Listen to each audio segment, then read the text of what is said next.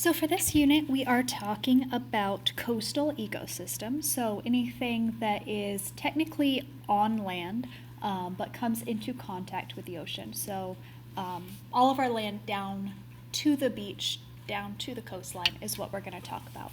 So obviously, because we are talking about onshore activities, we are going to be talking about humans a lot for this unit and how we as humans on the coast interact with the ocean for good or bad. So we are going to look at some things we need to be careful about because we are so close to the ocean, and some benefits that we get because we live there. So for today, we are going to look at humans on the coast in general.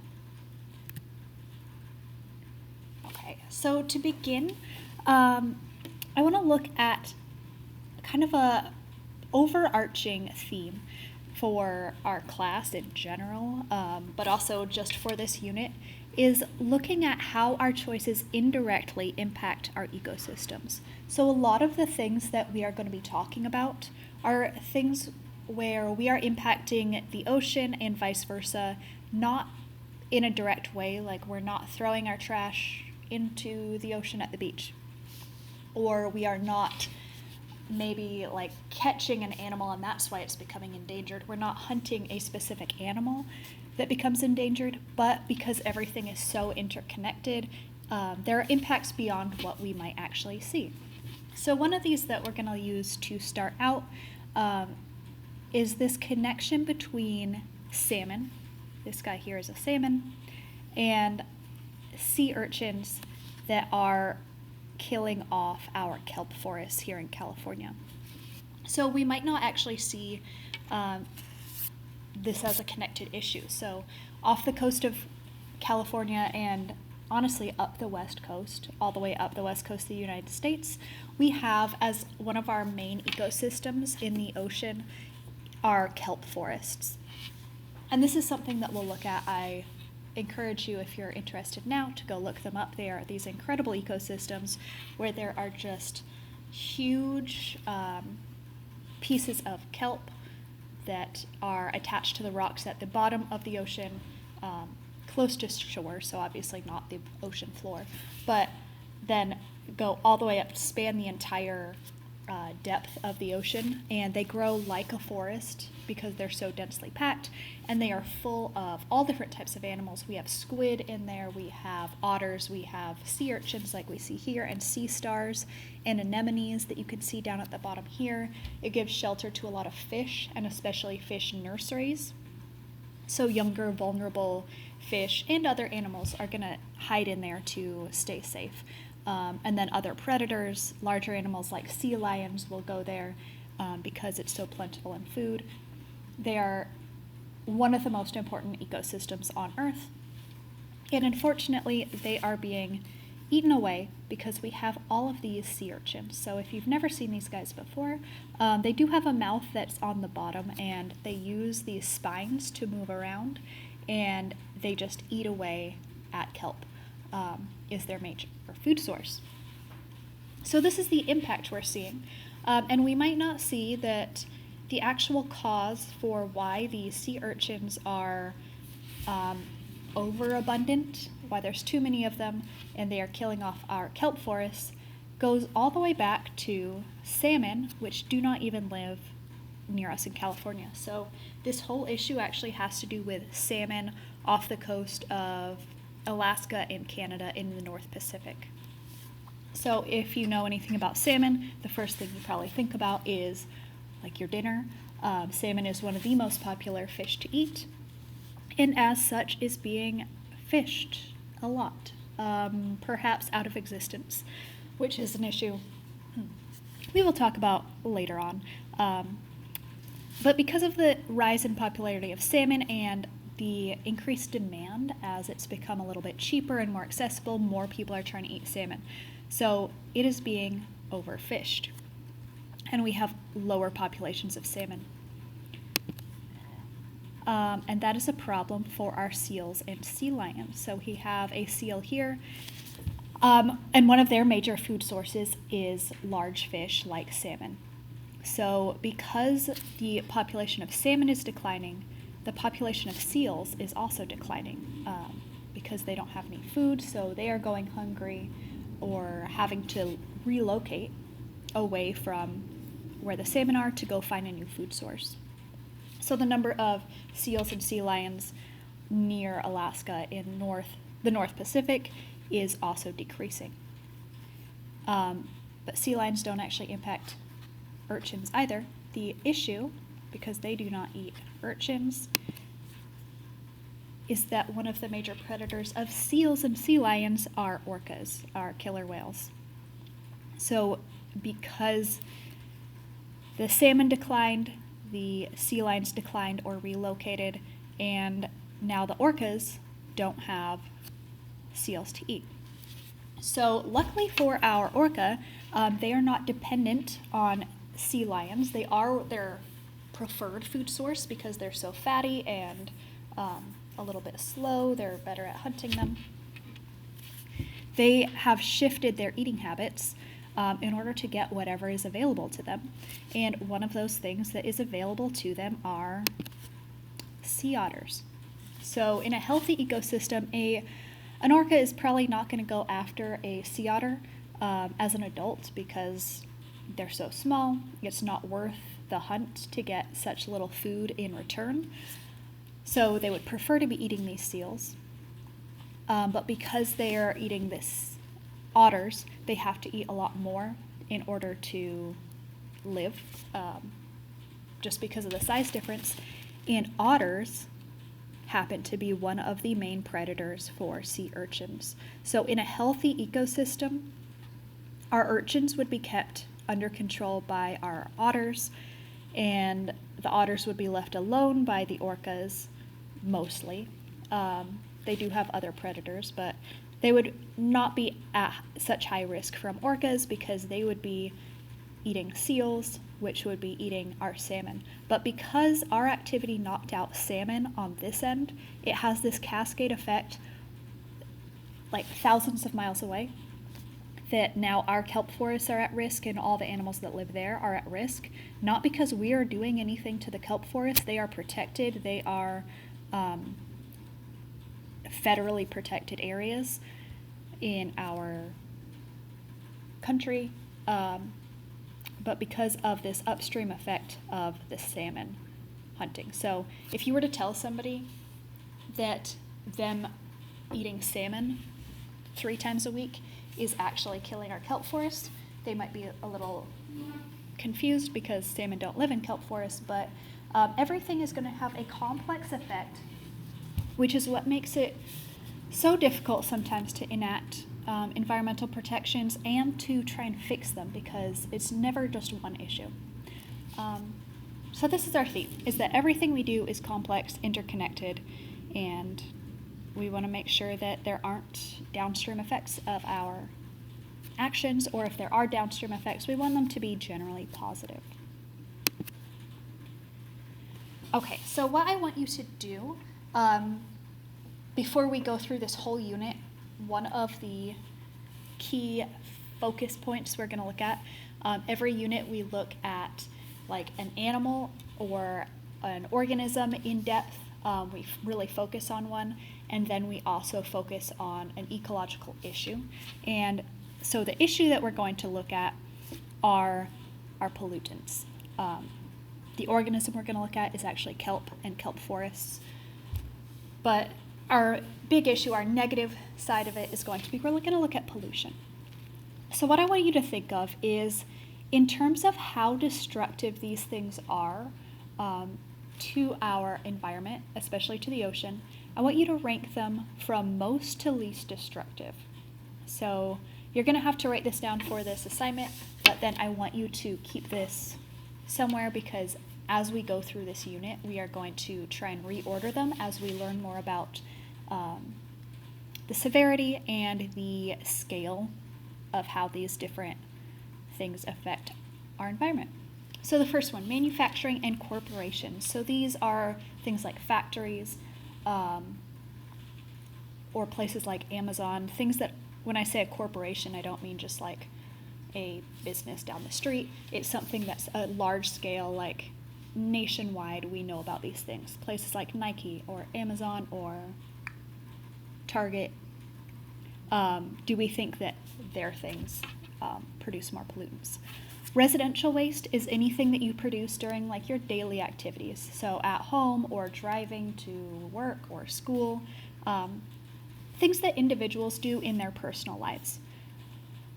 Agricultural waste is going to be any waste that comes from farming or raising food. Illegal dumping is going to be when waste disposal goes wrong, I guess. So we just dump things straight into the ocean, which hopefully we don't do anymore, but we'll see. That used to be a common practice. And then oil spills, which we mentioned during the currents part of our oceanography unit, that either an oil rig out in the ocean or a tanker full of gas will crash, or there will be a leak and then we get oil out in the ocean. And then excess trash. So basically just littering. When you go to the beach and you see trash there, do you think that's our big issue? So I want you to do your best. Try and think of just what pops into your mind as the biggest issues. I don't want you to actually like go research it, just which ones either like what have you absorbed as most destructive and which are least destructive, do you think?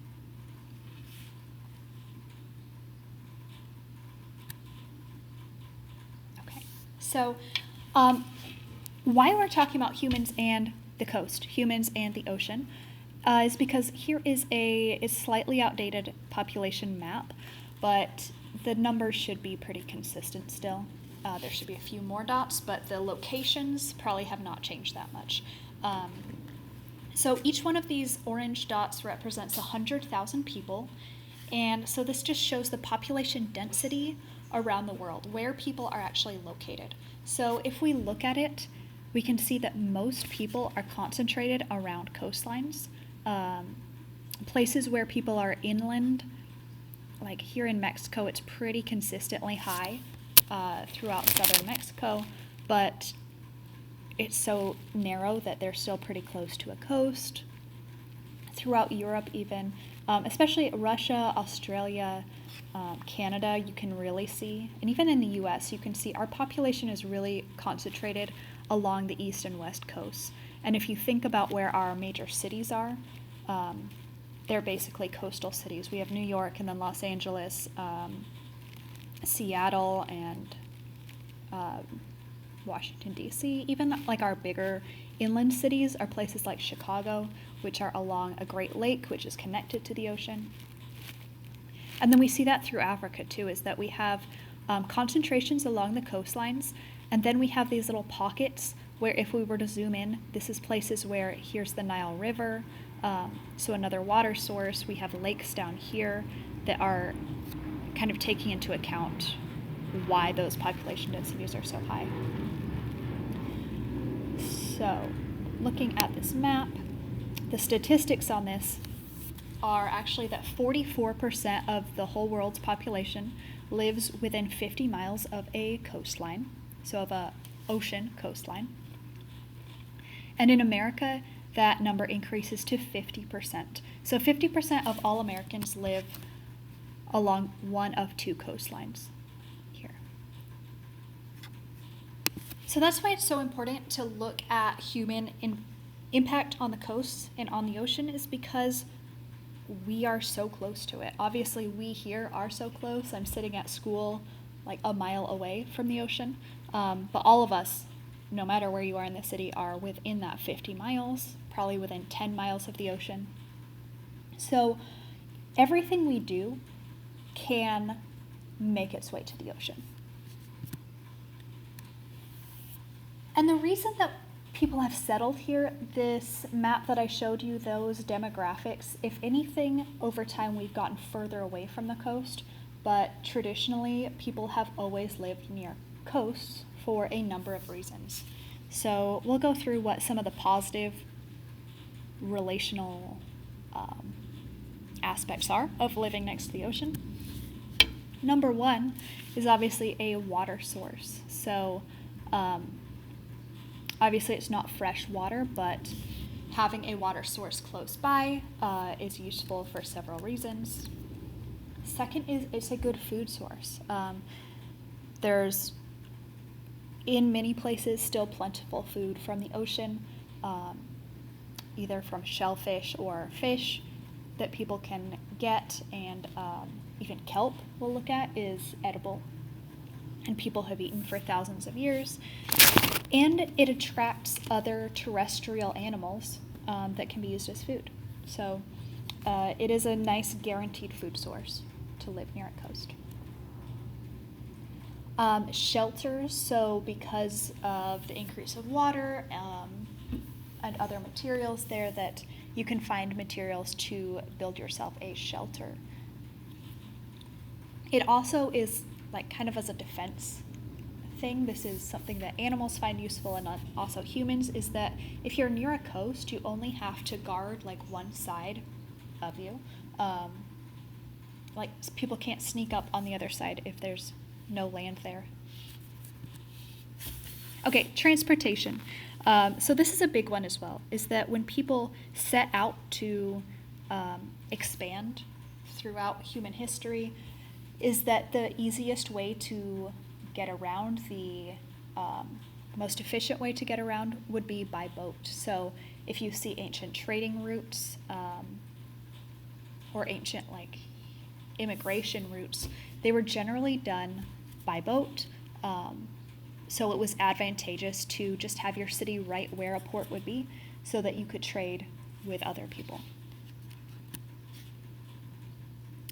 Okay, so what this looks like here, and this is focusing on negative impacts in this graphic, but as we go through, I don't want it to be like a downer of a unit of all these issues. I want this to just be like, these are things we need to be careful about. We need to be aware that if we are careless, we could cause these issues. These are things to take into account, and why we have the sort of infrastructure we have. So as we go through, this is both pollution and the water cycle, and some nutrient cycling, how terrestrial ecosystems, coastal ecosystems, are going to interact with marine ecosystems. So one of the major ways is that when it rains, we are going to get runoff. We'll go over that. We'll get just runoff from like the rain making its way to the ocean. So as the water travels along either our pavements in residential or urban areas, we will talk especially about urban runoff here in Los Angeles, or across farms, it's going to pick up chemicals from the ground, pollutants from the ground. This is why we talked about water as a universal solvent. All of those fertilizers or waste products from our farms, anything that gets on the ground, all that dirt and grime that's on our streets, oil from our cars, anything we use at home, chemicals that maybe you put weed killer on the cracks in your driveway, or soap from when you were washing your car. All those things are going to run off eventually into the ocean and dissolve in there. So those chemicals will still be there. What is going to happen then? We also get fresh water from our rivers, discharge from water treatment plants. So we will look in depth at Hyperion.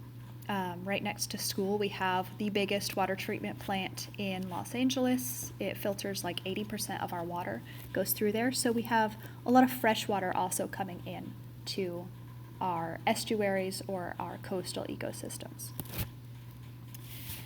So what's going to happen there is that all this fresh water, all of the nutrients, the excess fertilizers from our farms, all of the waste, all of the pollution is going to get mixed up with the microorganisms and the solutes that are in our ocean water to begin with, and it can cause disruption of those ecosystems through a nutrient flux. So those yellow arrows, that flux just means like a fluctuation, a change or a shift. So if we have a very precise ecosystem, we have some things that are like corals, for instance, that we said are very picky about where they live. Very picky is probably the wrong word, but they're very fragile. They have to have very specific needs met to thrive. Those can be thrown off a little bit, either by excess nutrients or by poisoning from chemicals or a drastic change in salinity. All those things can change it. One of those things we will talk about is an algal bloom. So especially putting excess fertilizers, either from like animal waste, like manures, or from chemical fertilizers, like Miracle-Gro, but industrial Miracle-Gro, can cause an overgrowth of algae, just like it causes overgrowth of plants, and cause some issues for animals there, including changing the saturation of our oxygen and carbon dioxide. And then anything that happens along the coast, obviously because of our currents, is going to get mixed in with the ocean at large. So again, this is just everything is connected, nothing happens within a bubble. So things that we do inland at our farms are going to affect us here. Anything that happens in our house washes out eventually. So we'll see. Okay, so just some quick definitions. Pollution, we have all heard of it before. We probably think of things like trash or chemicals down the drain is what I think of. Pops into my head for pollution. Pollution just means that it's a verb. So pollution is the introduction of contaminants into a natural environment that causes adverse change. So there are two parts to this. For something to be a pollutant, which we'll look at that word next, for you to be causing pollution, it has to be a contaminant or like a outside thing. It has to be something that does not naturally occur in that ecosystem, and it has to cause an adverse change. It has to do harm. So not everything that is put into an ecosystem is going to be considered pollution. If you drop an apple core outside, chances are that's not pollution because it's not going to hurt the environment. It would be so rare for something like that to happen, right? Or like you drop your sandwich, that's not a problem. You pour orange juice down the storm drain in the street, not a problem. Those things are not actually going to hurt the environment. They're not naturally supposed to be there, even if you poured like soda down the drain, so it does have chemicals in it. It doesn't actually cause harm, so it's not actually pollution. So there are some things that maybe you think could be pollution that aren't. If you drop paper outside, doesn't matter. It's just going to dissolve and go away. So it has to actually harm the environment. And then the word pollutant is just the substance that is introduced, like the noun, the actual thing that did the pollution. So it could be oil, it could be a chemical fertilizer, it could be you didn't pick up after your dog pooping and it got into the storm drain. All those things are going to be the pollutant, is the actual thing that poisons the ecosystem. So we're going to just go through some of our sources of pollution. One of them is trash. Trash is a pollutant, especially plastic, which we will be looking at next week. Plastic makes up 90% of trash in the ocean. So I'm going to ask you one of your reflection questions is going to be, why do you think the amount of plastic is so high? There are a couple of reasons for that. I don't want to give them to you right away. I want you to think about them. But there's a couple reasons that have to do with amount of things, like how much plastic we see in the world, but then also some of the properties of plastic. So that'll be in your reflection questions, if you want to pause now and do that. Just to put into perspective how long plastic lasts, obviously one of the selling points on plastic is that it is durable. It lasts a long time. If you have a plastic bottle of water, it's going to last longer than a paper cup of water before that paper falls apart. So it's great when we want it to stay together, but also a detriment when we don't want it anymore because we see plastic as disposable. A lot of plastic products are marked, in fact, as disposable or single use. It doesn't mean they actually go away. They still last a whole lot longer than we last. So a plastic water bottle is going to last about 450 years before those molecules start to fall apart. And that's different than the actual bottle itself falling apart. Like, yes, if you've seen litter like at the beach or that's been outside a long time, it's going to be brittle and breaking into pieces. But those pieces are still plastic and, in fact, are more dangerous when they are smaller. But we'll look at that later. We're going to compare that with like an aluminum can. So if you were to have a can of soda versus a bottle of soda, unfortunately the cans are still lined with plastic. But the aluminum part of it only lasts for about 80 to 200 years. So aluminum is, in terms of how long we need products, there's nothing we probably need more than 80 years. Like, it lasts our whole life if we have an aluminum can. So that would be a nice alternative. A styrofoam cup. So styrofoam is a form of plastic, and it is actually one of the more dangerous types because of its chemical composition and how fragile it is. But those molecules are still going to last 50 years before they start to decompose. A plastic bag from the grocery store. Well, actually, the ones we used to have at the grocery store, those very thin ones, the flimsy ones, last 10 to 20 years. We'll talk about the ones that they sell now. So there was a plastic bag ban, and then we were all using paper bags, and then they found a loophole that they made thicker plastic bags, so those actually last longer. Those are closer to those plastic bottles because they're so thick.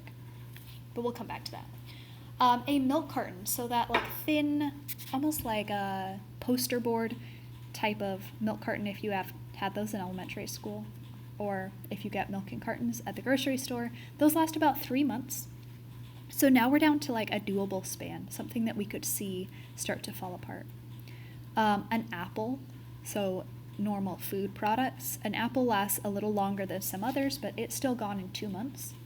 You can see in the picture that orange and banana peels take about 2 to 5 weeks to decompose. Newspaper takes about 6 weeks.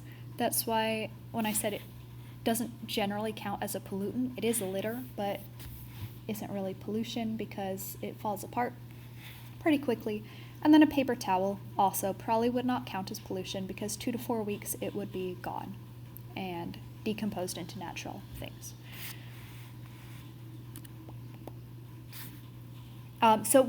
As I said, we're going to talk about all of these in depth, like one by one. Plastic will come up next week, so that's just to put into perspective how long trash lasts in the world. Our second topic is dumping chemicals. So this, like I said, is not something that we are supposed to do. This is something that companies can get caught doing. Basically, instead of paying to have their waste disposed of in an environmentally safe way, according to regulations, you can just dump it in the ocean and nobody sees it again. So, unfortunately, we did not realize, I guess, or I should say, the government did not accept that this was not okay for the environment until the 1970s. So, this picture on the left, this black and white picture, is in New York. It was actually, instead of having landfills in New York City, up until the 70s, the garbage trucks would literally pull up onto a dock at a port and dump their trash straight into the ocean, never to be seen again.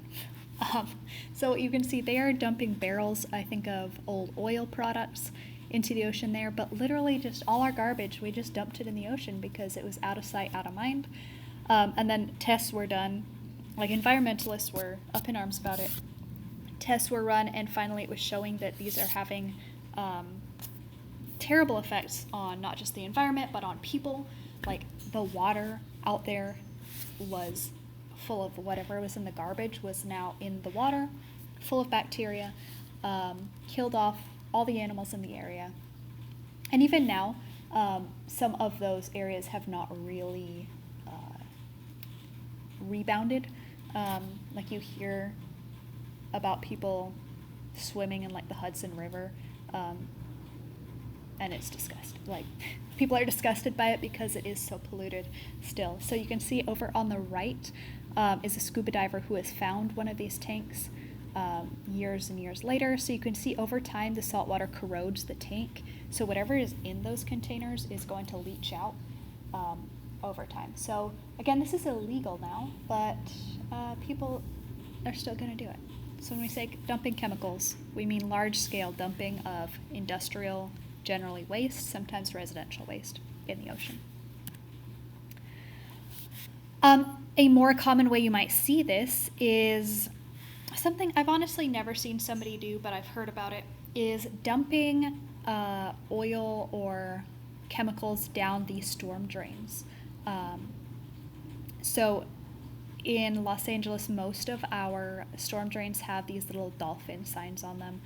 Some of them have other ones with like fish, but they're all marked no dumping drains to the ocean, because those storm drains do go right into the ocean. And we will actually be talking about the issues with storm drains and why we have to be more careful with them. But this guy over here is dumping his oil from an oil change down there. Things like if you wash your car and then you dump that bucket of soapy water down the drain outside is something you shouldn't be doing. You should dump it inside your house because the drains are a little different, but this also counts as chemical dumping. So like I said, the people washing their car here. Something that is generally accidental is going to be like an oil leak from your car. When you see these, I used to think they looked really nice, these little like rainbowy spots on the road. That's from oil leaking out of a car. So all of that is going to be washed into the storm drain and out into the ocean too. And then chemical cleaners. So these at the top are non-pollutant cleaners. But if you're using things like Windex and 409 and I don't know what else, scrubbing bubbles is pretty bad for the environment. If you're pouring bleach down things, that's not going to be great either. So all these things count as chemicals, pollution. Okay, why we might care about this, we're just looking at like kind of our everyday life things in this slideshow on how these are pollutants. So a reason you might care, a reason you probably should care, is that as pollutants get into marine ecosystems or any ecosystems, they tend to build up in the bodies of the organisms there. So as you move up the food chain, these things are going to be more and more concentrated. And part of the problem is we are at the top of the food chain. So for example, this is from mining, but it counts for a lot of chemicals, is that mining releases mercury, which is a poison. It's a neurotoxin that causes like dementia and some other like neuromotor, like coordination issues if you get mercury poisoning. It's a heavy metal. It can leach out into the groundwater and then be washed into the ocean. And then it's absorbed into the bodies of krill, those little tiny shrimp that live there, but not in a terribly high amount. Because they're so small, they're not actually taking in enough food for it to accumulate too much in their body. But each of their bodies does have some accumulation. And then what happens is that small fish are going to eat that krill, and then that pollution that's in the krill's bodies is going to build up in the salmon's bodies. So if you remember from biology, or if you took APES or AP Bio as well, every time you go up a level in the food chain, the amount of food you need is like 10 times bigger than the level below you. The 10% rule is that you have to eat like 10 times as much as your body mass in order to survive. Hopefully that makes sense. Obviously not every day, but in order to like gain 1 pound, you would have to eat 10 pounds of food to maintain that 1 pound, because so much of our energy is lost to body processes and goes out as heat and letting us move. So over time, it's going to increase 10 by 10-fold. So a salmon is going to have 10 times as much pollutants in its body than the krill. The trout, or the smaller tuna that comes in a can, is going to have 10 times as much as the salmon, because those are actually larger fish. And then our biggest fish, like our sharks, our albacore tunas, which are like the sushi tunas, pike, halibuts, things that are like giant hundreds of pound fish, those are going to have a huge amount of the pollutants in them. So for something like mercury, that once it gets into your body, it doesn't leave without medical intervention, it can be dangerous to eat those things. So you may have heard this before, that you probably shouldn't eat like canned tuna more than a couple times a week. I think the limit is like 3 times per week, or 3 servings a week, before it can start to accumulate in your body, that your body can't actually get rid of it fast enough. And then large things like our halibut or albacore tuna, you should only eat a couple of times a month, or else you could end up with mercury poisoning. We will be talking about this later as well when we talk about fish. This is just another reason to care about it. If you don't care about our coastal ecosystems, you probably care that you're not getting poisoned. Okay, so this is at your table, but this is the last part of your assignment. So I've given you 2 questions to answer so far. The first one, where you were ranking the types of pollution on how bad they are. The second one, why you think plastic is so prolific in our ocean. Why is 90% of our ocean trash plastic? The third thing I want you to do is to go through like typical daily activities, and obviously right now they're going to be a little different, so you can say what you do at home, and just identify how many potential pollutants you might create with each of your actions. So this is not a judgment thing. Everything we do basically is going to create some sort of pollution. So when you get up in the morning, you take a shower, you probably use shampoo, which might affect the environment. You could check the bottle to see what type of chemicals are in there. If you get breakfast, like this morning, my breakfast, I had milk that came in a bottle, a plastic bottle, so that's a pollutant. If you drove somewhere, like I had to drive to work, that's a pollutant. We are going to have pollutants through each of our actions. So I don't want you to worry like if you have a lot of things. We're just looking at how, I guess, the span of what things cause pollution. And then we will look, when we come back together on Friday, we're going to look at the scale of that. So even though you might have like 50 actions a day that cause some sort of pollution,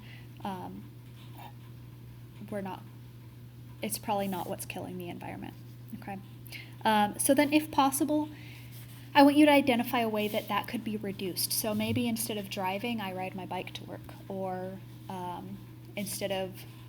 maybe I just stop using milk in my coffee, or I try and find milk that comes in a glass bottle or a paper carton instead of a plastic bottle. So my example here, and obviously I made this before we were locked down, that if I bought coffee this morning at Coffee Bean and it came in a plastic cup, the change I could make to that action is I could bring my own reusable cup, so there's less waste. Easy change. So for the assignment, I'll show you how many activities I want you to put in, but I want you to try and come up with at least 5 things that could change, or there is an alternative. This is something we're going to talk about as well. We talked about this in the oceanography section when we were talking about environmental issues, that some things are individual choice, but a lot of these issues are going to be systemic issues and things that there need to be broader changes to be made, and that's what we're going to look at. What are things that you have no control over causing pollution because you have to do it? Like you have to clean your house, you have to wash your hair. So what are some changes that policies could be made to help you? So that is it for today. This is our intro. We are going to be looking at positive changes tomorrow in class. And then, like I said, next mini unit, the next step in our unit is going to be talking about plastic.